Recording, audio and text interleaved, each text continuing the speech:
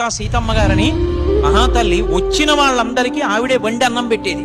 ఆఖరికి ఆవిడ పరిస్థితి ఎక్కడికి వెళ్ళిపోయిందంటే వచ్చిన వాళ్ళందరికీ అన్నం పెట్టి పెట్టి పెట్టి పెట్టి వాళ్ళకి అన్నం తినడానికి లేకుండా పోయింది. ఆ భర్త గారు అన్నాడు, ఎందుకే ఇంకా అన్నదానం చేస్తావు, మనకి కూడా తినడానికి లేదే, వచ్చి తలుపు కొడితే సిగ్గేస్తోంది, పెట్టడమా మానవు, ఇంత అన్నం పప్పు అయినా పెడతావని. ఏమండి, నేను నిస్వార్థంగా పెట్టినప్పుడు, పెట్టినవాడు తింటున్నప్పుడు శ్రీ మహావిష్ణువే తింటున్నాడని నమ్మి పెట్టాను. ఎవరిని నమ్మి నేను పెట్టానో వాడు పెట్టే చేతిని ఎందుకు నరికేస్తాడండి, వాడే పెడతాడు, పెడతానని పెట్టింది.